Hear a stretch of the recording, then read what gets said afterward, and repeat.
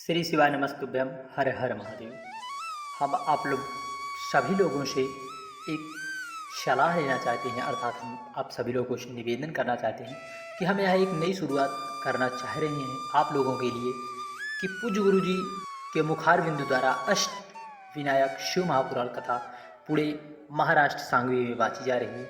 उसमें पूज्य गुरु जी ने जो जो जानकारियाँ दी, हम आप लोगों को उस जानकारियों को पूरी कथा का रसतत्व एक छोटे से वीडियो के माध्यम से प्राप्त करने का प्रयास कर रहे हैं, ताकि आप किसी भी कारणवश कथा को न श्रवण कर पाएँ तो आप यदि इस वीडियो को देख लेते हैं, सुन लेते हैं, तो आपको पूरी कथा का रसतत्व प्राप्त हो जाएगा। तो क्या यह सही है या गलत, आप हमें कमेंट के ज़रिए ज़रूर बताएं, ताकि आप लोग इन कथाओं को पूज्य गुरु जी की कथा में जो जो जानकारियाँ बताई गई उसे आप श्रवण कर अपने जीवन में उतारें और बाबा भोलेनाथ कुबेर भंडारी की कृपा प्राप्त करें। तो किसी कारणवश आप कथा को नहीं श्रवण कर पाते तो हम आपको इस छोटे से वीडियो के माध्यम से पूरी जानकारी देने का प्रयास करेंगे। तो आप कमेंट के ज़रिए ज़रूर बताएं हाँ या ना, या फिर हम उपाय ही आपके लिए लेकर आएँ। तो चलिए, पूज्य गुरु जी ने जो जानकारियाँ दी हम उसे आप तक पहुँचाने का प्रयास कर रहे हैं। श्री शिवाय नमस्तुभ्यम। हर हर महादेव। पूज्य गुरु जी ने बताया अष्ट विनायक शिव महापुराण कथा में पूज्य गुरु जी ने पहले उपाय की जानकारी दी कि ब्रह्मा जी काय है कि वह तुम्हारे भाग्य में लिख देते हैं, परंतु क्या लिखते हैं क्या नहीं, हमारे महादेव जी बाबा कुबेर भंडारी उसको पढ़ लेते हैं कि तुम्हारे भाग्य में क्या है क्या नहीं है।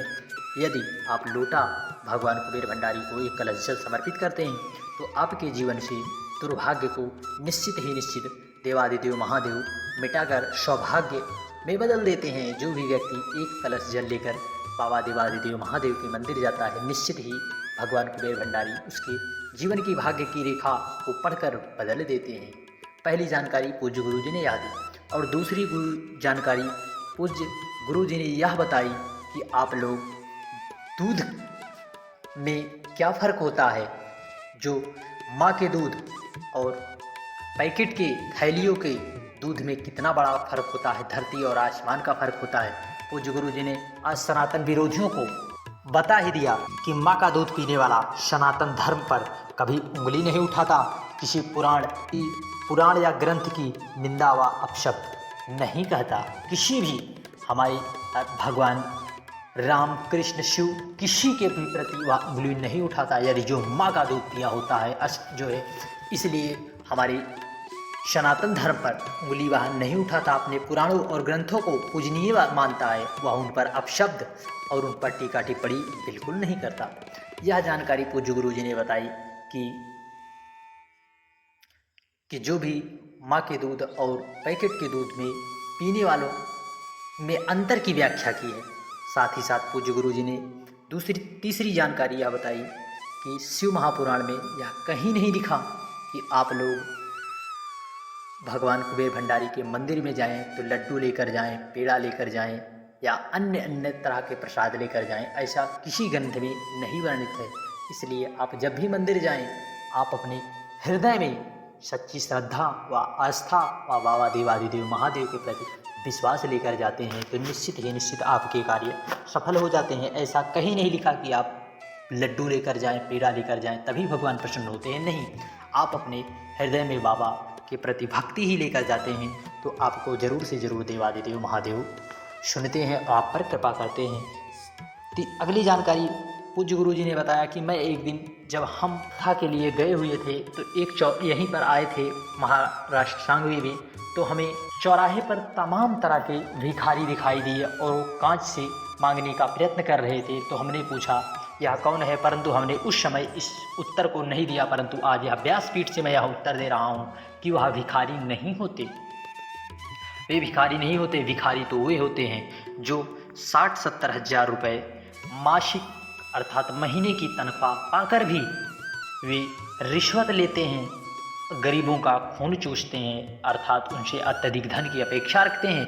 भिखारी तो वही हैं, वे भिखारी नहीं हैं जो भीख मांगते हैं। भिखारी तो वही हैं जो 60-70 हज़ार की तनख्वाह पाकर भी जो है रिश्वत लेते हैं, वे सच्चे भिखारी वही होते हैं। अगली जानकारी में पूज्य गुरु जी ने बताया कि 4 जगह पर हमसे नित्य पाप हो जाते हैं, स्त्रियों से माताओं से हमारे नित्य पाप या हो जाते हैं जाने अनजाने में। पहला तो झाड़ू लगाते समय, दूसरा अग्नि जलाते समय, तीसरा हमें रोटी सेकते समय या चलते समय या कपड़े धोते समय 4 जगहों का वर्णन किया कि इन जगहों पर नित्य हमसे पाप हो जाते हैं। तो पूज्य गुरु जी ने इस पाप की मुक्ति के लिए बताया कि बाबा गोरखनाथ ने के कानों में जब यह बात पड़ी तो बाबा गोरखनाथ ने कहा कि भजन करने वाली के पास भी चिमटा होता है जो पापों को नष्ट करता है, अर्थात पापियों के लिए उठता है, जो भक्तों को समझाने के लिए उठता है, अर्थात भक्तों को जन जन तक शिव राम नाम कृष्ण नाम का यशगान करने के लिए, ध्वनि करने के लिए उठता है। उसी प्रकार माताओं के पास यदि रोटी सेकने के लिए चिमटा होता है तो निश्चित ही निश्चित उनके पाप अपने आप कट जाते हैं। इसलिए संत भी चिमटा रखते हैं और माता भी, जिन जिन की माताओं के चिमटा रखती हैं, निश्चित ही उनके पाप अनजाने अनजाने में पाप जो होते हैं वह जरूर दूर होते हैं। साथ ही साथ पूज्य गुरु जी ने बताया एक बेलपत्री पर अगर हम जल चढ़ाकर उस पर रख कर बाबा पर एक कलश जल समर्पित करके जल को उसी बेलपत्र से अपने ऊपर छींटते हैं तो हमारे मस्तक पर लगा हुआ पाप सदा के लिए दूर हो जाता है। यह आज के बहुत ही उपयोगी जानकारी दी। साथ ही साथ पूज्य गुरु जी ने बताया कि पहला विनायक ईश्वर गणेश विनायक है।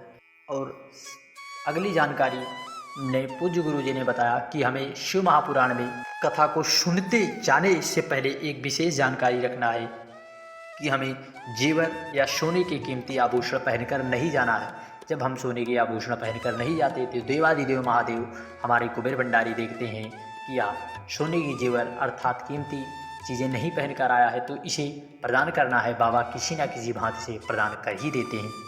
और आज पुष्पा जी पत्र लेकर आई कि इनके बेटी के किडनी में इन्फेक्शन था और डॉक्टरों ने उनके आंत में शरीर के एक पार्ट में गठान भी बताई। बहुत से इलाज कराया और डॉक्टरों ने भी इलाज किया, परंतु बहुत ही मशक्क़त से, बड़ी परेशानी से और जो है बताया तो हम तो परेशान ही हो गए थे। तब हमने कहा कि यदि आप टीवी के सामने या पंडाल में बैठकर कथा श्रवण करती हैं, बाबा से प्रार्थना करती हैं तो निश्चित ही निश्चित देवादिदेव महादेव कृपा करते हैं। तो हमने वैसा ही किया और टीवी के सामने आसन बिछाया और कथा क्षण भर की कथा सुनी ही थी कि जब हम अगली बार जांच कराने गए तो डॉक्टर ने बताया वह गठान गल चुकी है और जो किडनी में इन्फेक्शन है वह भी खतरे से बाहर है। जब मेरी बेटी स्वस्थ हो गई तो हमने वहीं पर प्रण किया कि किसी न किसी पंडाल में हम जाकर कथा को जरूर श्रवण करेंगे। इसलिए हम इस पंडाल में बाबा को नमन करने आए हैं। श्री शिवाय नमस्तुभ्यम, हर हर महादेव। वीडियो की जानकारी उपयोगी लगे चैनल को जरूर सब्सक्राइब कर कमेंट में हर हर महादेव साथ ही साथ यह बताएं कि यह जानकारी हम आपको दें या ना दें, इसकी जानकारी हमें कमेंट के जरिए ज़रूर बताएं। जय महादेव।